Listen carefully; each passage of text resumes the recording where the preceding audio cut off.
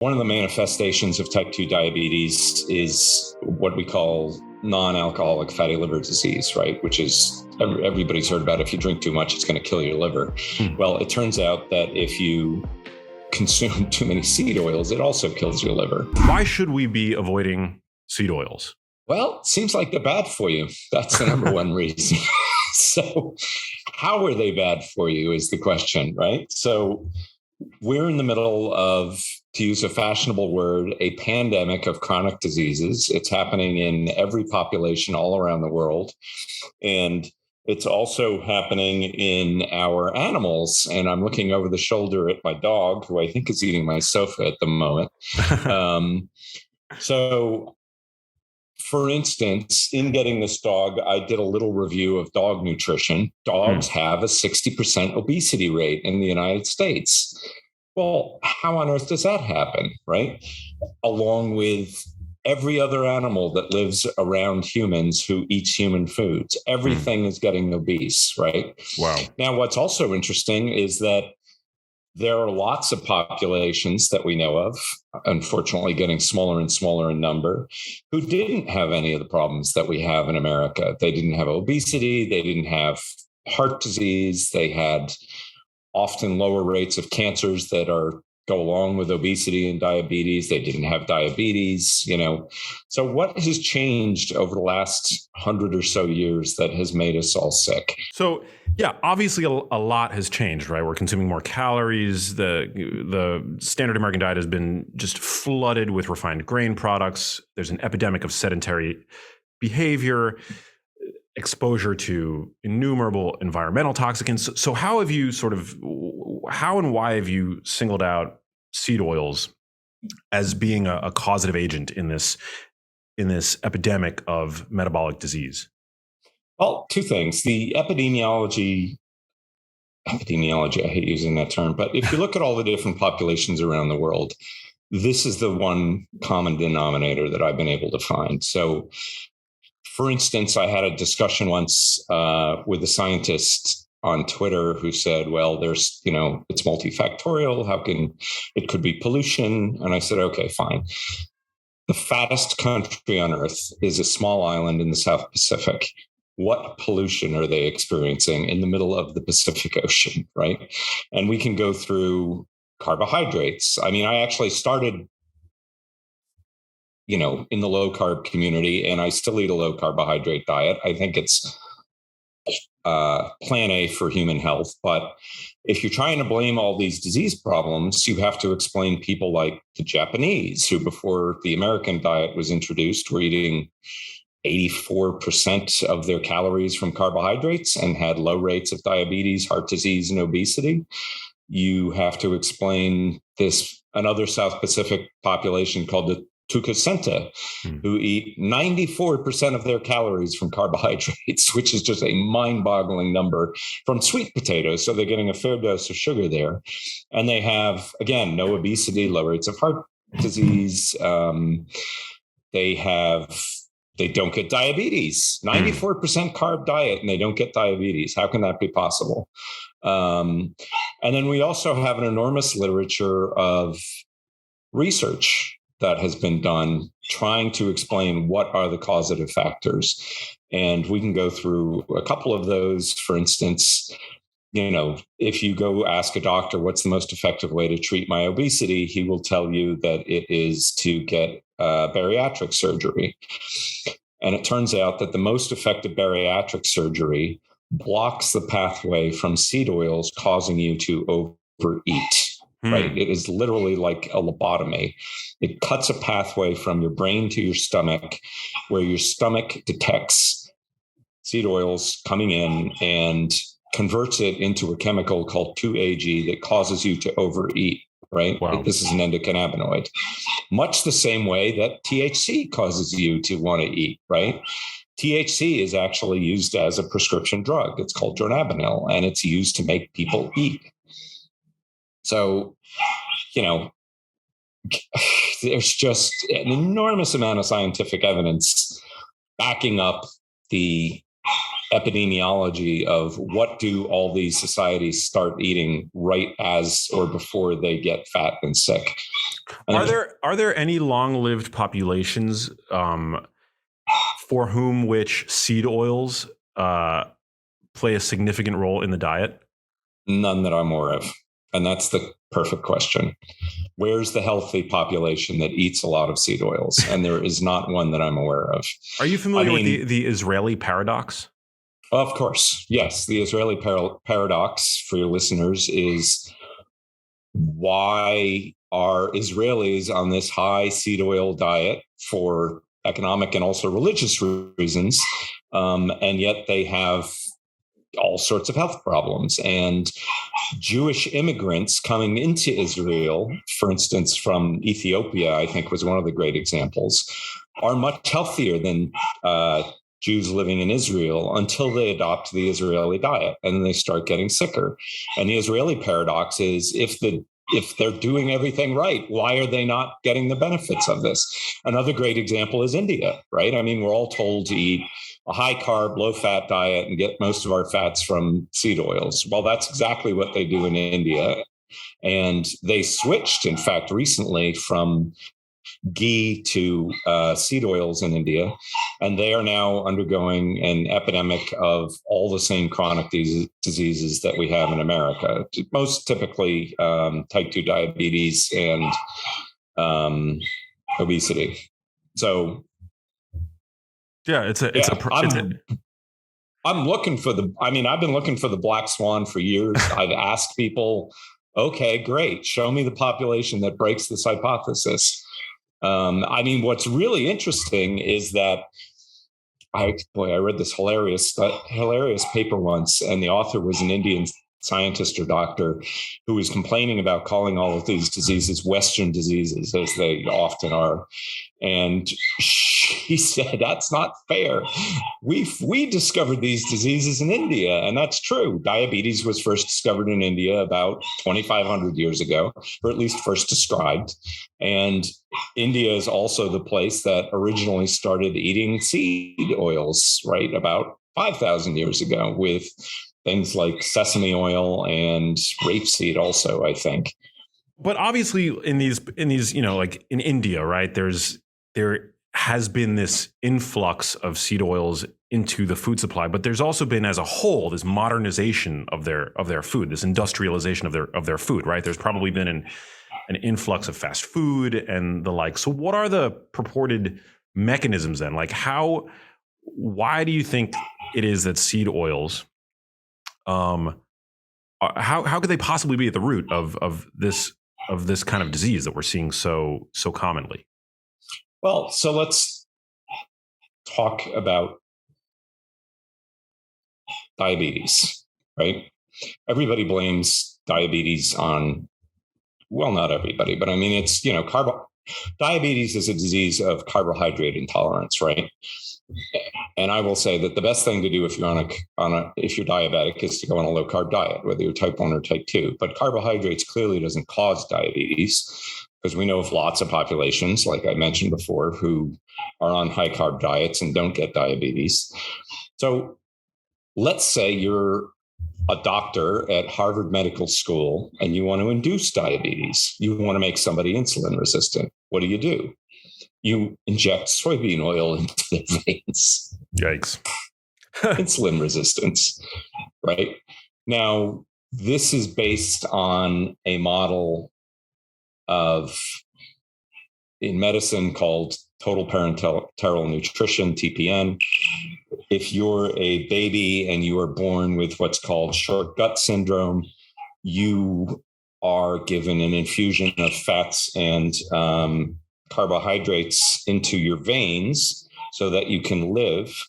And typically they use soybean oil. And they figured out, that was discovered in 1961, that you could use soybean oil to feed these children. And shortly thereafter, it was discovered that when you did so, it caused insulin resistance, right? So if you use another formulation, there's one called clinoleic, which is based on olive oil, which has much less of the problematic fat than soybean oil. they don't get this reaction. They don't become insulin resistant. They don't become hyperglycemic. So controlling for calories, controlling for fat, it's just in one version they're using extra virgin olive oil, which is primarily monounsaturated fat. In the other, they're using soybean oil, and it's the soybean oil that seems to induce type 2 diabetes. Right. And along with type 2 diabetes, I mean, the reason it's really relevant to these children is that one of the manifestations of type 2 diabetes is what we call non-alcoholic fatty liver disease, right? Which is, everybody's heard about, if you drink too much, it's going to kill your liver. Well, it turns out that if you consume too many seed oils, it also kills your liver, right? And typically what happens to children or adults put on this soybean oil feed, not typically, but often, is that it causes liver failure in a similar way to what is happening to everybody in the United States, because 30% of the people in the United States now have non-alcoholic fatty liver disease, a disease that was unheard of until the 1980s. The 1980s, that's not even very long ago. No, it's 40 years ago. Right. So the first couple of people they discovered who had NAFLD were little old ladies, and they were like, well, you drink too much. She's like, I've never had a drink in my life. Wow. Wow. And now, in humans, we know that if you inject soybean oil, you will often cause liver failure, and it leads to liver cancer. And in the United States, this NAFLD, progressing liver failure, is now the leading cause of a need for liver transplants. So we're talking total liver failure. Now, would the same not develop with an infusion of saturated fat or fructose, for example? I mean, aren't there multiple players here? What they've done in trying to fix this problem, because this can be a life-saving treatment for these children, is they've discovered that if you give them fish oil, because the doctors won't use saturated fats, right? But typically they would blend it with something like soybean oil, and you still have a problem. So finally, what they figured out is if you give them fish oil, it will not only not cause the liver failure, but if they've already got a partial liver failure, it will cure it. Wow. I love that. Fish oil is great.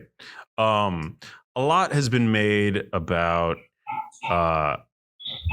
these oils imposing a potentially pro-inflammatory effect, right? You hear this all the time in the wellness world. And then there's been some pushback from who I guess I would refer to as seed oil apologists that, good phrase. Yeah. That will, however accurate or not, I'm not sure, but will say that there's really no solid data to say that seed oils are inflammatory. Okay.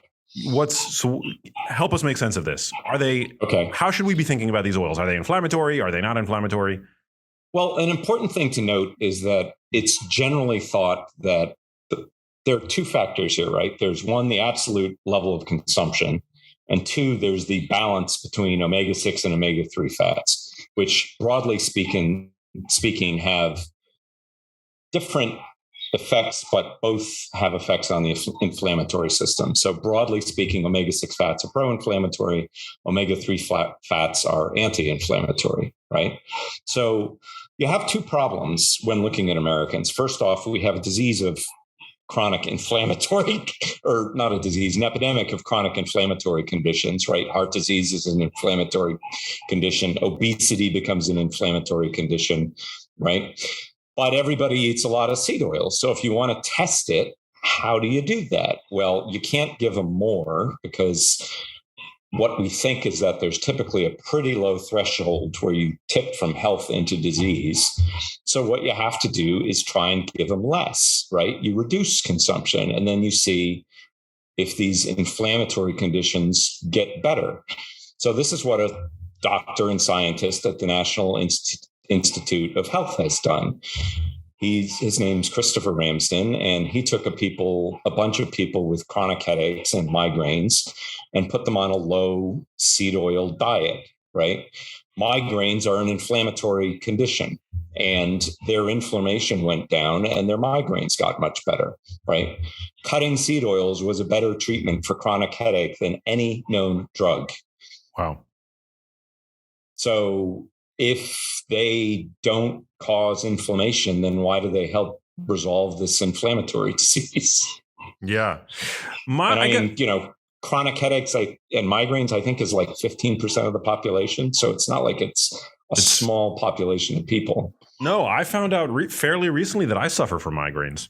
I get them very infrequently, but yeah, me too. Yeah, but this is super, super common. Is it so? Omega-3s. I mean, we know that omega-3s are generally speaking anti-inflammatory because of their ability to turn into resolvins. They essentially help resolve the inflammatory cascade. Are your stuff, Max? Thanks, Tucker. That means a lot coming from you. Seed oils, are they inherently inflammatory in the sense that you consume fresh seed oil out of the bottle and you see an increase in inflammation, or do they provide the precursors to our inflammation pathway so that when I guess my hypothesis would be that when you are faced with an inflammatory stimulus, then you have that sort of like release of inflammatory chemicals. Does that question make sense? No, that question was perfect. You got exactly to the crux of the issue. It's chronic consumption or massive consumption, right? So if you go and drink a couple gallons of corn oil, and apparently there was a woman who did this for an eating contest and she felt like crap afterwards, but she didn't die, right? Which the analogy I like to use is another thing that causes inflammation and chronically causes disease, but doesn't do it immediately, is like smoking, right? You can smoke a cigarette and you're not going to get heart disease or lung cancer, guaranteed, right? But if you smoke for 20 years, you have a 20% chance of getting lung cancer, right? Which is kind of amazing when you think everybody assumes that smoking causes lung cancer, but 80% of the people who smoke don't get lung cancer, right? So that's a pretty good pathway. Are seed oils chronically acutely toxic? Apparently they are. There are a bunch of papers in the literature that describe putting people on a high seed oil diet, and typically what happens is they get nauseous and they feel crappy. This led one scientist who was trying to do an experiment with some cyclists, his name's Stephen Finney, to experiment on himself. And he put a tube down his nose so he could feed himself different fats directly into his stomach and see what the effect was. And what he discovered was animal-based fats, no nausea; olive oil, no nausea. When he used, I think it was soybean oil, he started feeling sick, right? So potentially they're acutely toxic. And that was in line with what he'd experienced in his subjects. And, there's been a bunch of other papers that found the same thing. Now, what also seems to be the case is that when you consume them for years, they break down in your body into toxins, highly toxic substances. And these, we know, are extremely damaging to your body. They cause protein degradation, what's known as protein carbonylation. They cause DNA damage. They preferentially mutate what's known as the P53 anti-tumor gene, which is a cancer protection system in your body. And the toxins that seed oils break down into break this. So this is the most common genetic mutation found in all of the cancers that have been increasing with the Western diet. So yeah, there are, clear indications and clear pathways for chronic disease. And what's interesting is that with back to the smoking analogy, they think the chemical that causes cancer from smoking is acrylane, which is an aldehyde. Seed oils also convert into acrylane in the food that we eat and in your body. So, which probably would explain why smoking causes lung cancer, but also cooking with seed oils causes lung cancer. It's a recognized cause of lung cancer in humans. And it is thought to be the cause of the epidemic of lung cancer, primarily in women who've never smoked, right? Wow. And the thought is and this is based on research that started coming out of China, that these seed oils, we know, break down into these carcinogenic chemicals, and you breathe them in when you're cooking dinner for your family. And why is this? Because they're so heat sensitive? Is that why? Yes, they are very heat sensitive. I mean, without going into the chemical structure, you've got saturated fats, monounsaturated fats like the ones in olive oil, and then polyunsaturated fats, right? The more saturated the fat is, the more stable it is. The more unsaturated the fat is, the more unstable it is. And some of the things that these fats break into are toxic. And now it's not a problem really with the monounsaturated fats, but with the polyunsaturated fats, even with omega-3 fats, they can break down into toxins. It just so happens that the toxins that the omega-6 fats break into are far worse for us. And are the polyunsaturated fats that are found in seed oils somehow different than the polyunsaturated fats that are found in, for example, wild fatty fish, which we know has a relatively high concentration of polyunsaturated fats? Well, that's an interesting point, right? Fish generally have omega-3 fats. They have a tiny amount of omega-6 fat, but they are extremely susceptible to going bad. That's why fish stink when they go bad, right? It's called rancidity. And what you're smelling is the omega-3 fats going bad. There's a bit of a very interesting difference. Humans are very attuned to rancid omega-3 fats, right? This is why we don't make French fries in fish oil, because it would be disgusting, right? Humans can't really smell. We don't have the same reaction to rancid omega-3 fats, which is why they're so handy in processed foods, right? Because they do go rancid, they do go bad, but they have a little bit of an off taste. People say they taste flat.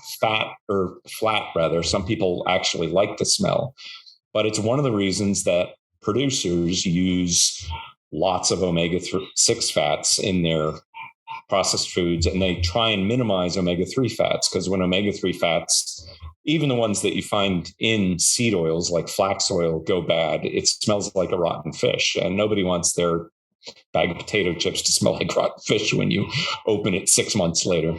No. And there's also, I mean, in whole foods, correct me if I'm wrong, but you find antioxidants, right, that protect these fats that are not necessarily there after the refining, the bleaching, the deodorization of these grain and seed oils to protect them.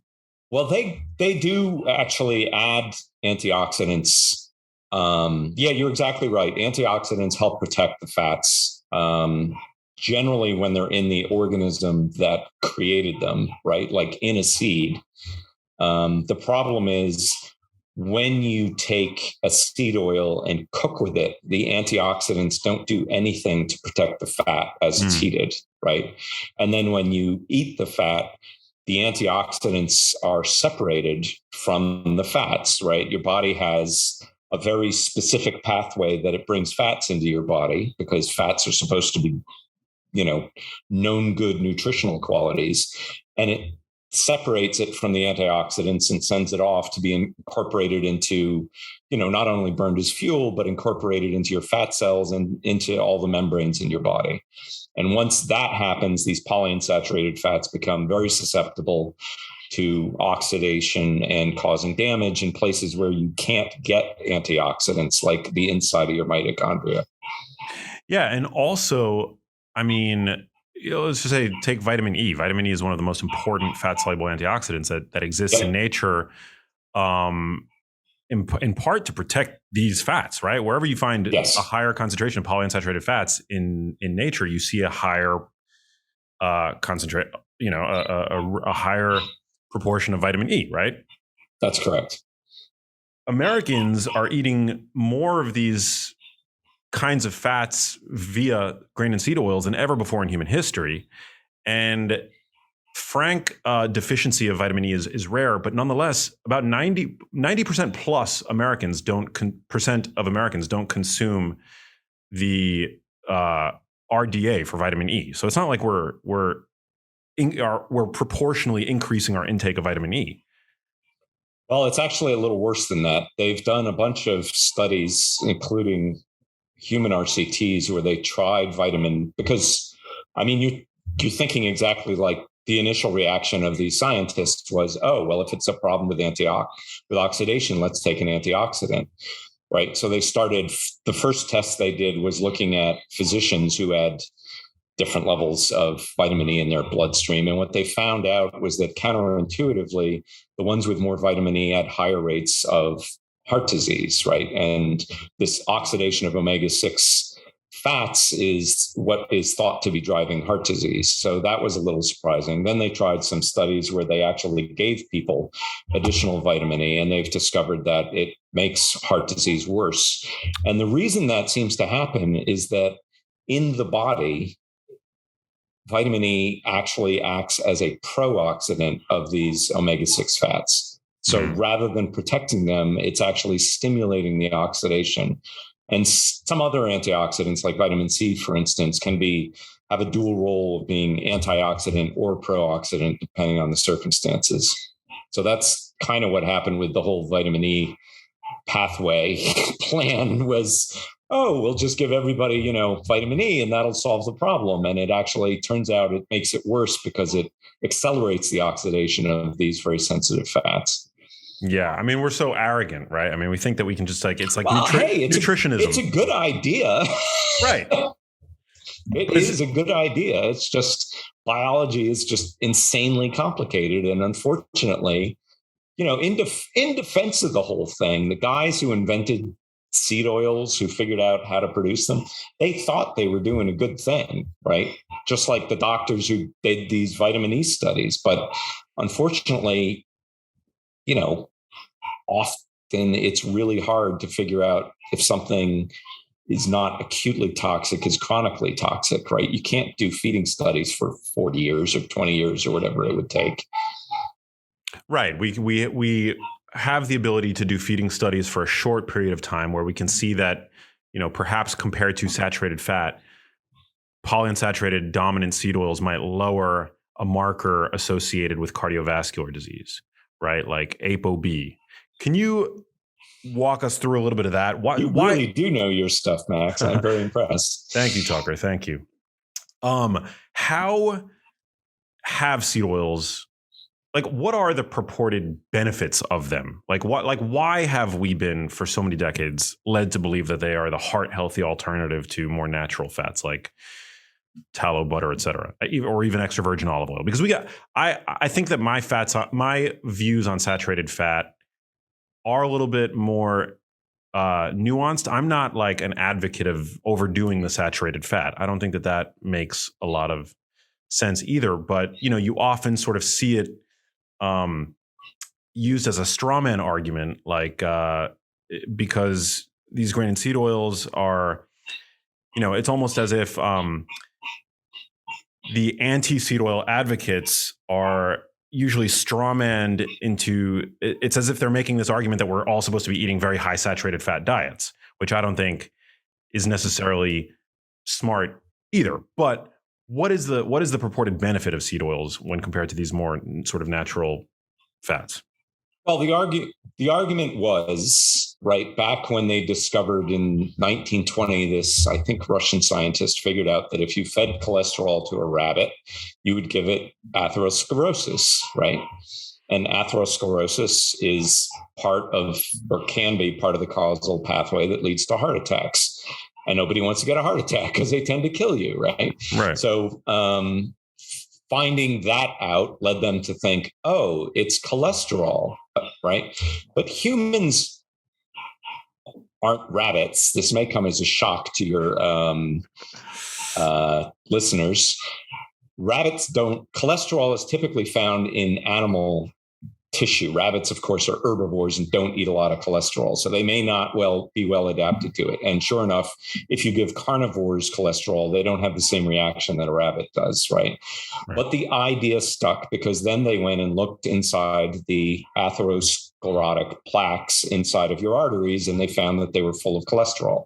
Not only cholesterol, I will note, and we'll get back to that, but definitely cholesterol was a big component, okay? So then around about the same time, they noticed that if you give, we'll just go straight to people. If you give, I don't remember exactly when that was discovered, but it's true. So we'll skip the animal nonsense and talk about people. If you give people some saturated fats, not all saturated fats, it causes their cholesterol to go up, right? Cholesterol doesn't mean cholesterol. Cholesterol means these particles in your blood whose job is to convey fats and cholesterol around the body, right? And those are broadly known as ApoB. There's some other ones we won't get into, but that's generally when you hear about LDL and HDL. Those are some of these particles, right? The LDL are part of, included in the series of ApoB particles, right? So it's not cholesterol. It's these little particles that ferry cholesterol and fat around your body. So yes, some saturated fats do indeed cause those to go up, right? And there was some thinking that, and some evidence, to be fair, that higher cholesterol in some cases is associated with higher rates of heart disease. And then there are other people who have lower, 75% of the people who have a heart attack have normal cholesterol, right? So it's not a great indicator. So they also noticed that these seed oils cause cholesterol to go down.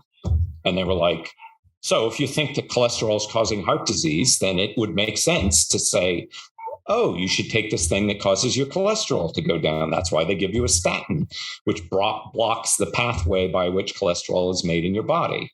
So seed oils have that same effect, right? They cause your LDL to go down typically within a week or two, and the effect lasts as long as you take them. And then when you stop, it goes back up in like 2 weeks. So essentially, they were prescribing this like a drug, right? What they didn't do, so in 1961, the AHA came out and said you should eat a lower fat diet, you should avoid saturated fat, and you should eat more polyunsaturated fats because the beneficial effects on LDL that we think are what causes heart disease. Okay, so fairly logical chain of reasoning. What they missed was the experiment. And the experiment wasn't done. I think the first one was done in 1965, and it was called the Rose corn oil trial, right? And they took corn oil, the classic polyunsaturated fat, and they gave it to a bunch of people. And they watched what happened to them. And sure enough, their cholesterol went down, but more of them died of heart disease. Oops. Wow. And then they did a couple of other studies. And in every one of these studies, they did the Sydney Diet Heart Study that also caused more people to die, even though their cholesterol went down. So the simple model of LDL causes, LDL cholesterol causes heart disease, causes you to die, or causes your LDL to go down, causes you to die, doesn't really work that well in humans. In fact, the fellow who came up with this hypothesis, Ansel Keys, was so convinced of it that he ran his own experiment called the Minnesota Coronary Experiment, which was the biggest to date, still the biggest such experiment. And it didn't work there either. So the guy who came up with the idea tested it, ran the experiment himself. It didn't work. They buried the results for 15 years. And when the paper finally came out saying, oops, it didn't work, it's not beneficial, he didn't sign the paper, which is kind of despicable in my humble opinion. Wow. And it wasn't discovered really until this same fellow I mentioned before, Christopher Ramsden, with the National Institutes of Health, got a hold of the records that had never been completely published and was able to go back and not only show what had happened, but was able to show that the researchers were aware of what had happened, and it kind of covered it up, if you want to call it that way. So the data was like buried in a basement somewhere, right? If I recall correctly. Basement. Yes, it was in the basement of so Ansel Keys and Ivan France were the co-principal investigators, right? The lead scientists on the team. Keys never signed it. France published it like 15 years later. I would love to have known all the conversations that went around, because Ivan France was also a true believer in this hypothesis. And then Christopher Ramsden was trying to analyze all of these different studies and figure out what had really happened. And two of them he had to go back and reanalyze to get the good numbers. And this was one of them. So we're left with this unfortunate fact that all of the studies that focus on increasing only omega-6 fats, which are the harmful fats in seed oils, caused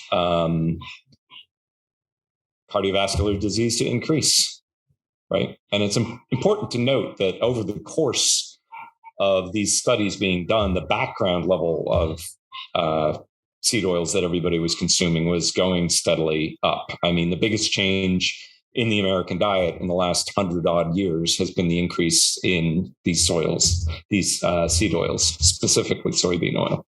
How much are we now? Like consuming? 1,000-fold. Oh my God.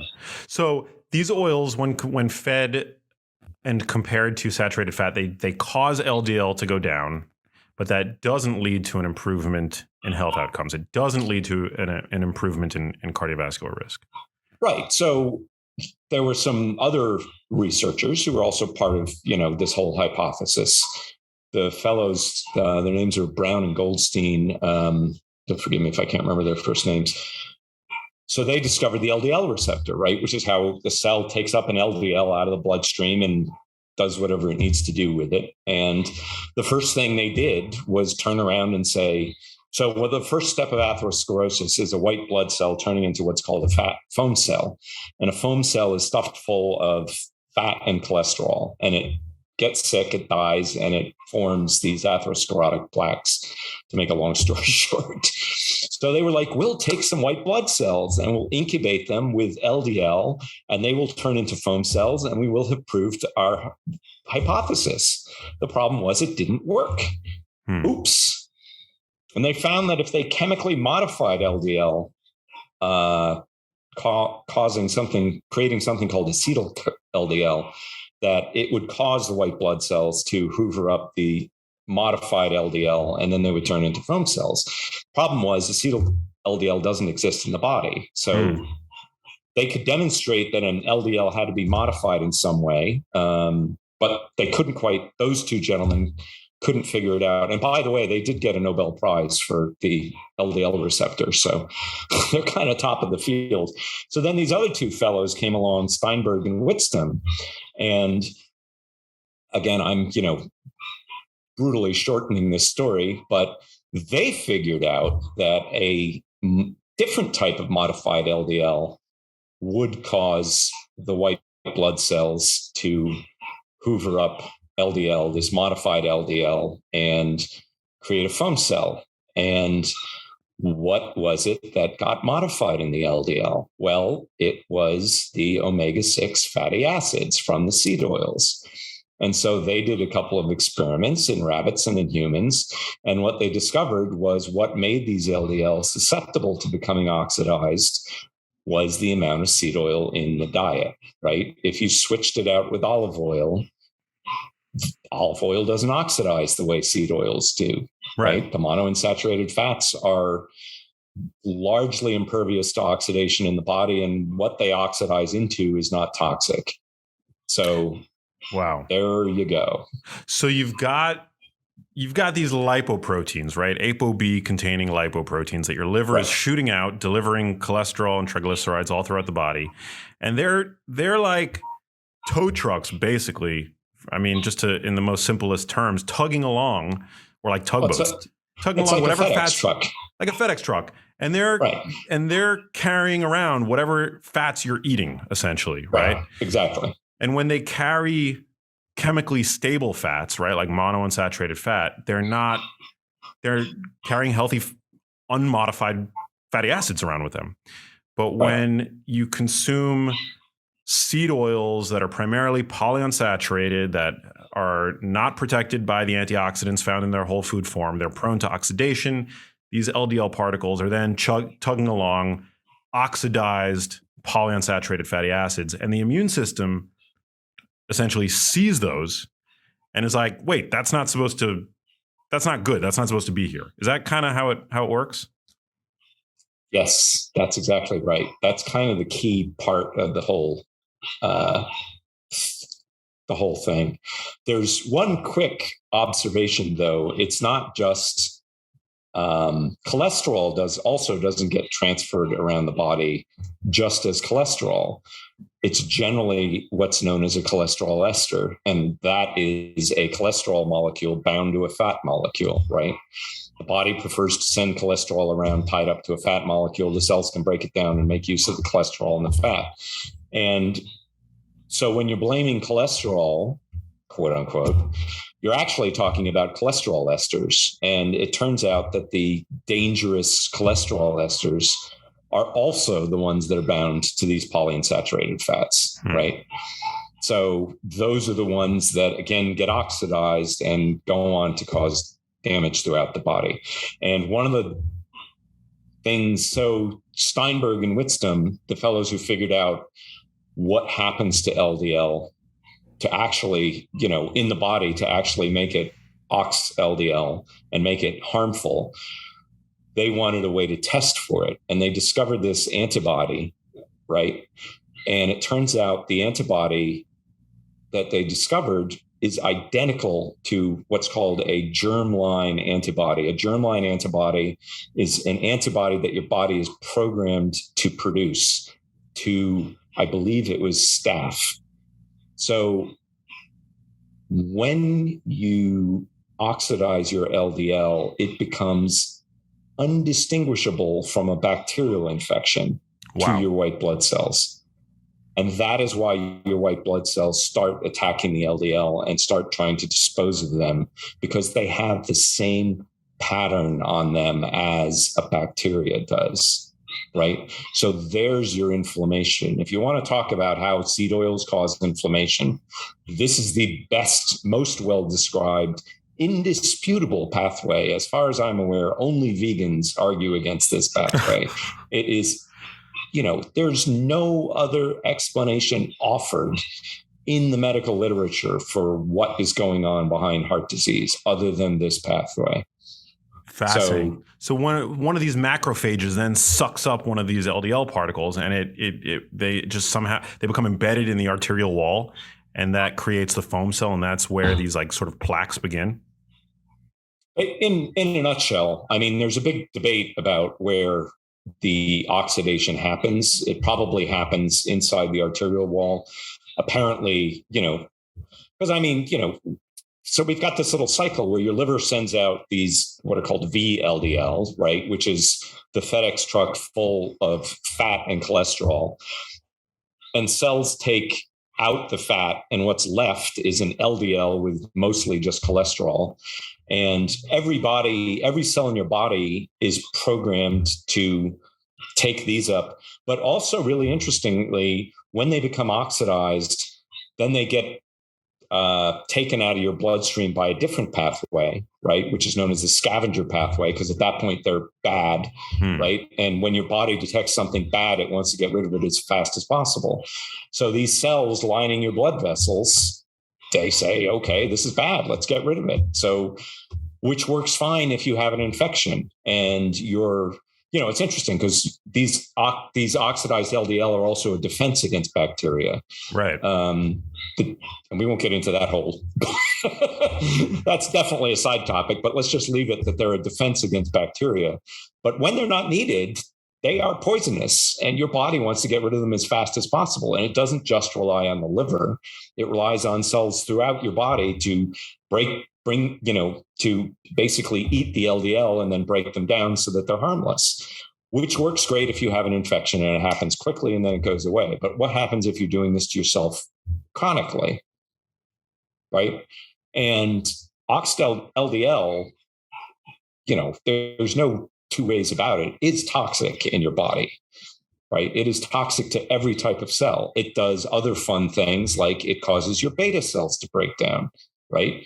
It causes you to become insulin resistant. They did a really fascinating study with these rhesus monkeys when they were trying to come up with an antibody to ox LDL, and they're still working on that.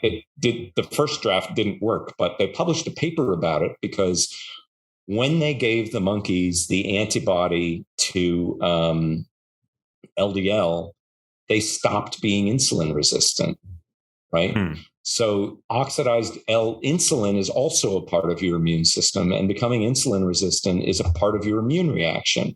There's another way that you can, if you get an infection like sepsis, you become insulin resistant. Interestingly, if you smoke, you can become insulin resistant and give yourself cancer because the same thing is happening. These delicate fats are getting oxidized, turning toxic, and they are indistinguishable from a bacterial infection. So it's effectively, if you want to look at it this way, I mean, I think type 2 diabetes is a autoimmune disease effectively, right? Now, there are a couple of other autoimmune diseases that we can talk about briefly here. There's celiac disease, which is caused by wheat consumption, and there's a poison ivy rash, right? Both of those work the same way. They cause a pattern on your cells that make your body think that your cells are foreign, right? And in poison ivy, it's an oil called urushiol, and the polyunsaturated fats in the urushiol breaking down determine how much of an antigen, how much of a reaction the poison ivy causes, right? Because if they're saturated fats again, they're more stable. They don't break down. So it's as if you were injecting poison ivy into your veins. Yikes. That's obviously a bad idea, kids. Don't do that one at home and don't eat it either, right? So we have 3 in the medical literature that I found clearly known causes of autoimmune disease: wheat, poison ivy, and seed oils. Wow, that's fascinating. I feel like that's a topic for a whole other podcast. Yes. But I'm actually, I think that like a lot of the seed oil conversation tends to be dominated by the debate over what causes heart disease. And I think that that's like obviously a debate worth having. But we have no idea what the consumption of these highly oxidized oils or highly oxidation prone oils are doing to the brain, right? Like we can look at. We have some pretty good ideas. Well, I mean, we know that the brain is a crucible for oxidative stress, and that lipid peroxidation is a major problem in the brain. It's like it's implicated in the etiology of Alzheimer's disease, Parkinson's disease, and the exacerbation of pre-existing disease states. And I feel like we don't have any long-term data in terms of what the chronic consumption of these seed oils is doing to our brain health.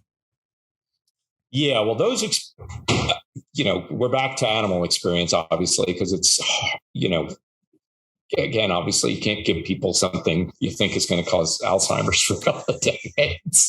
Well, right? I mean, the animal data is terrifying. The animal data is terrifying. And as you note, lipid peroxidation. So lipid peroxidation is a very misleading term, I think. And what it means is a lipid that gets down to oxygen. Okay, that sounds pretty neutral. But in practice, that only happens to polyunsaturated fats in the diet, right? And as we mentioned, it's, and in the American diet, you're talking about 20-to-1 omega-6 to omega-3, right? So I always tell people, when you hear lipid peroxidation, when you hear oxidative stress, which is basically what happens after lipid peroxidation, you should think omega-6 toxicity, right? The markers that are used for oxidative stress in the body, and specifically in neurodegeneration diseases, are all oxidized omega-6 fats, right? They're one called MDA, which is the same marker that's used for oxidized LDL. And the other one that's more interesting to me is called hydroxynonenal, HNE, right? Mm-hmm. So if you inject HNE into a rat's brain, it gets beta amyloid plaques, just like in Alzheimer's disease. And it turns out that this chemical is found in to get back to your initial question, why do we think that this is the problem? HNE is only made from omega-6 fats in the body, only, right? And the primary source of omega-6 fats in the body, omega-6 fats we cannot make, right? They have to be eaten, right? So this product of omega-6 lipid oxidation is found in every single chronic disease state I have looked at, every single one. And in some of them, it's used as a primary marker of the disease process. Wow, that's terrifying. Yeah, I think it's very treacherous territory, and I think it's something that, I mean, my mother had a form of dementia, and I grew up eating these kinds of seed oils, and so did my mom, because my mom was very afraid of heart disease, and she was receptive to whatever. And I'm sure she cared for you, and she wanted to feed you the best thing she could. And absolutely, we were all told back when we were growing up. Absolutely. So in the debate then, I mean, I feel like there's this false dichotomy that's created sometimes when you've got vegans arguing against people who are more ancestrally minded, right? It's like, it's either your diet includes these seed oils in significant amounts, or it's like you're eating a very high saturated fat diet. But there's another unsaturated fat that exists, and that's monounsaturated fat. So right. Why should we be, consuming lots of saturated fat? That's the argument that they make, and it's a false dichotomy, right? It's a false dichotomy. Most people don't eat, there are carnivores out there. There are people eating all sorts of diets, but let's just talk about humanity in a broad scope, right? We would eat typically about, talking about like hunter-gatherer populations, we'd be eating like 30% protein, virtually all of it from animal protein. That would be our baseline diet. And then we'd be eating, the rest of it coming from various different vegetable sources, either, green leafy vegetables or fruit with sugar in it, or later on, we would be eating, things like, even chimpanzees eat tubers, right? So it's thought that when man moved out of the tree on our path to becoming a carnivore, we went through a period where we were eating tubers because we have more adaptations to that than a chimpanzee does, right? Bigger molars were, so yeah, what would most people be eating? They wouldn't be eating all saturated fat. Right. They'd probably be getting 30%, 30% protein, 30% fat, and then the remaining 30% carbohydrates. So what they wouldn't be getting is a lot of refined carbohydrates, although I don't think that's that much of a big deal. There are diseases that are clearly caused by carbohydrates, like tooth decay. Yes. But most people would not be eating a super high saturated fat diet. And, if we want to talk about saturated fat in the bloodstream, a lot of it's made from carbohydrates because that's what your body does with excess carbohydrate. It turns it into palmitic acid, which is number one on the demonization list of what's a bad fat. And where does it come from? Oh, you eat carbohydrates. Your body says, oh, you ate a little too much. I'm going to store it as fat. Let's make some palmitic acid. And then from that, your body can make oleic acid, which is arguably your body's favorite fat, which is the monounsaturated fat found in olive oil. So interesting tip here, right? Why is the Mediterranean diet beneficial? The first study, and Ansel Keys gets some credit here because he pushed the Mediterranean diet for years, wrote a couple of books about it. It was a French doctor, Lugavere, and he did the first Mediterranean diet heart disease study called the Lyon Diet Heart Study. And in it, he did two things that nobody had ever tried to do before. He lowered the omega-6 fats in the diet, and he increased the omega-3 fats in the diet. And he saw a 70% decline in heart disease rates amongst people who had already had a heart attack. So these are sick people with heart disease. To this day, it's the most successful dietary trial for cardiovascular disease. And it's the only one that reduced the omega-6 fats in the diet. And it did, to be fair, change lots of other things. But given what I think we know about the mechanisms, the actual things that change in your body that cause heart disease to progress, reducing that signature feature, maybe it had some effect. I don't know. Call me crazy. Yeah, that's the benefit, So at any rate, if you're trying to prevent heart disease, when your body makes the fats that it sticks into an LDL, there's a saturated position, and then there's an unsaturated position. And that unsaturated position can be omega-6 fats, or it can be oleic, right? But it's not going to be a saturated fat. Got right? it. So you've got to eat some oleic if you want to fix an existing problem. Yeah. So the primary oil then should be extra virgin olive oil or avocado oil, because it's primarily monounsaturated fat, which is also the primary oil being used in the Mediterranean dietary pattern.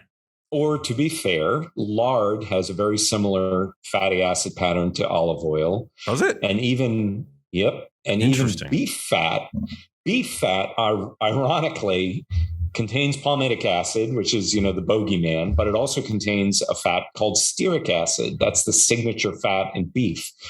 And stearic acid is the one saturated fat that doesn't raise your LDL. And what does your body do with it? It mostly converts it to oleic acid. So even beef fat can be healthy, right? And that's probably why, now that they're actually looking at dairy objectively, what they find is that dairy is protective. Dairy, despite being high in saturated fat, is protective against cardiovascular disease. And it's probably because it contains all these precursors to healthy fats like oleic acid. It's fascinating. But, and you touched on this certainly, but, an animal, the game that our hunter-gatherer ancestors would have consumed would have been a lot leaner, and it was consuming its biologically appropriate diet, the diet that it evolved to consume, right? And we know in cows that when you feed a cow its biologically appropriate diet, it's got a lower proportion of saturated fat, it's got a higher proportion of monounsaturated fat, higher levels of omega-3s, if I recall correctly. So yeah, this false dichotomy that you sometimes get with the vegan zealot community is that it's either all or nothing, like massive amounts of saturated fat and butter and bulletproof coffee and everything. Or it's a straw man argument. It's a classic straw man argument. They're setting something up that virtually nobody does. I mean, look, I think a carnivore diet is a healthful thing to do. I've tried doing it. I can't. I start craving salads after a little while. I don't know why that is, but I don't think it's unhealthy, but they put it up there as this bogeyman because it causes your LDL to go up. And, Dave Feldman, who, if you haven't had on your show, you certainly should have, is in the middle of looking into that. And, it turns out that high LDL in certain circumstances might not be harmful. And why might not it be harmful? Because you're eating fats that aren't oxidizing and you're not creating toxic LDL. So it's a pretty good hypothesis. He's looked at some data sets and found that people who have high LDL, high HDL, and low triglycerides, don't seem to have high rates of cardiovascular disease, despite their high LDL. Triglycerides, where do those come from? Eating carbohydrates mostly, right? That's fat in your bloodstream. That's the fat that your liver is turning carbohydrates into so they can be stored. Right. I still feel like it's smart to hedge your bets, and also hedging your bet is the definition of the typical human diet. That's you just bingo. You just nailed it. But that's only helpful though, right? There was a great book that came out years ago called The Perfect Health Diet. Mm-hmm. And his hypothesis was that every nutrient has a U curve, where too little kills you, too much kills you. Right? Yeah. Water has a U curve. Too little water, you're dead. Too much water, you're dead. And his idea was that every single nutrient, you should be eating it in the sweet spot of the U curve, the one where health is maximized, right? Problem is, for some things, we don't know exactly what that is, right? But I think for polyunsaturated fats, even the dietary guidelines say don't eat more than 10% from polyunsaturated fats because we think it might be bad for heart disease, right? Then we get into this question of where's the right point to be in the U curve. And you really have to know that in order to hedge your bet, I think. Does that make sense? It makes total sense. I just, sometimes you see these anecdotes of carnivores posting their labs and their LDLs or their total cholesterol is like 500. And I'm like, I think we still have to remember that everybody's different. And some of us handle saturated fats, and obviously a saturated fat isn't a saturated fat. We already talked about this, but just, for the sake of simplicity, like some people will see a dramatic increase in their LDL when they eat a little more saturated fat, and others don't. Like for example, ApoE4 carriers are thought. Dave Feldman is one of these guys who has these sky high LDL levels on a low carb diet, right?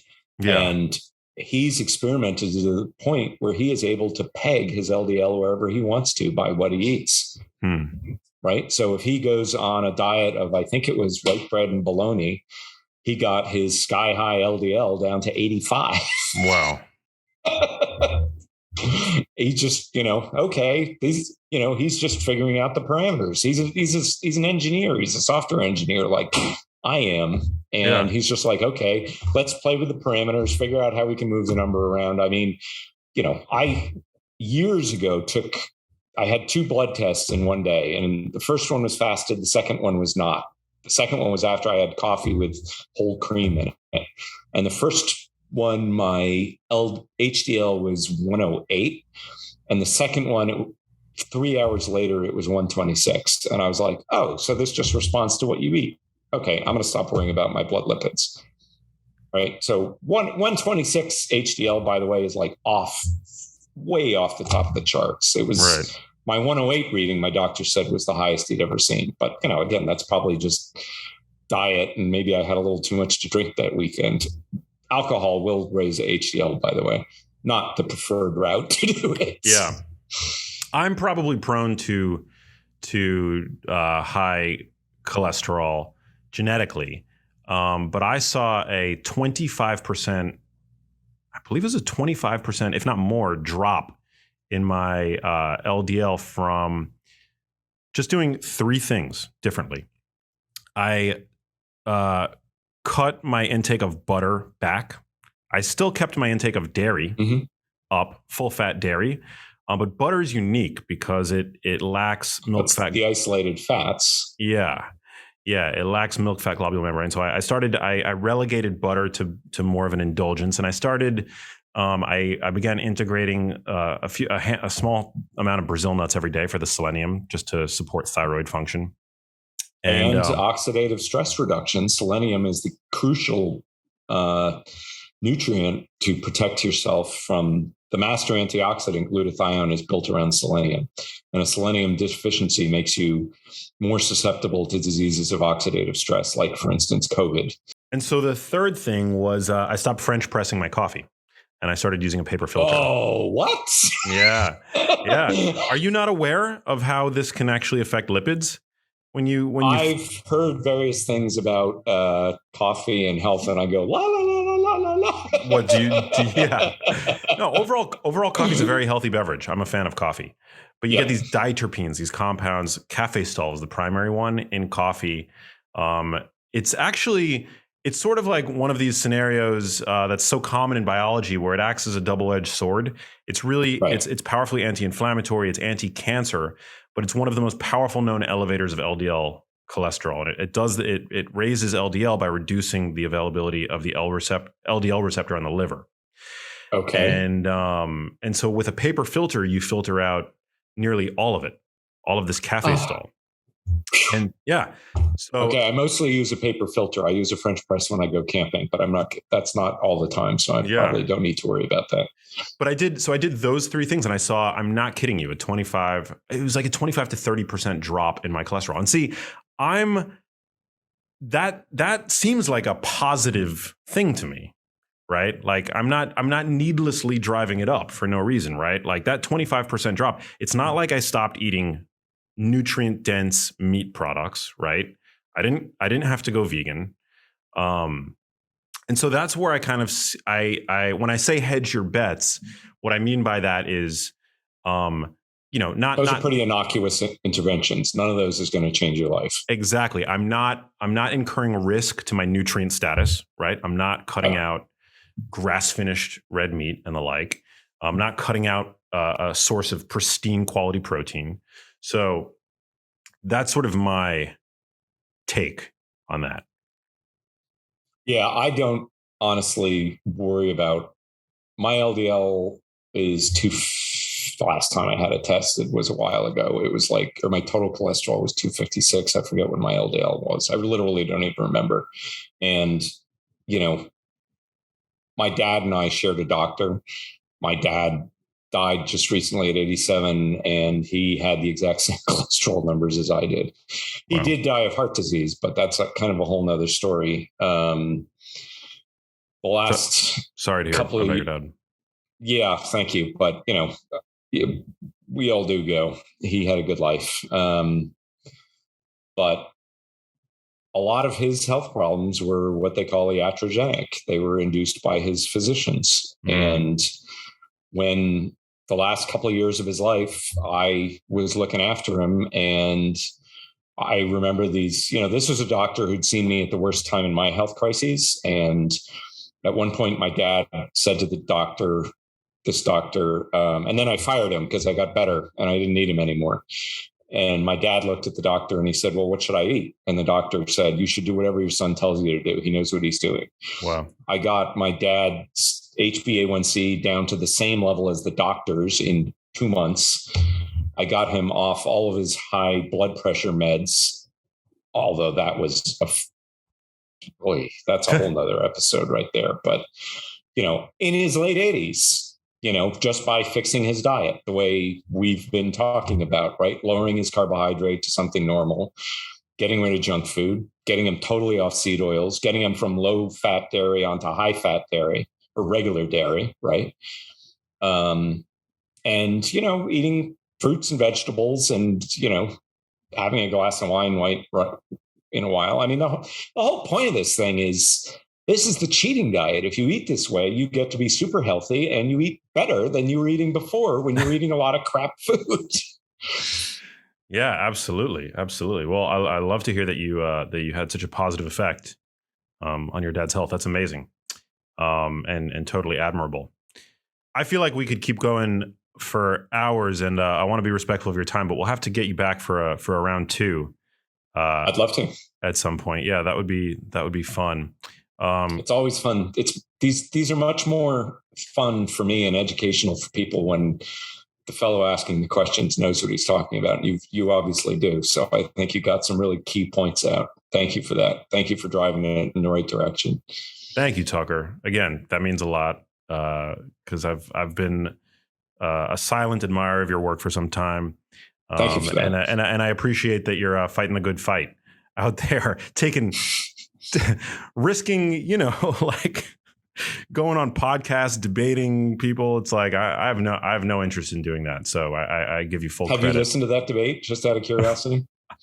I listened to some of it, but I honestly can't, because it's like debating religion. It's like, it's not like he may have made some good points. You may have made some good points, but at the end of the day, he was a smart guy. He was no dummy. There's no question about that. But yeah, you're right. It was a religious debate, not a scientific one. But also, a lot of these vocal vegan zealots are they are smart. I'm not saying that they're not smart. And their intelligence like allows them to wield science, I think, in a very clever way that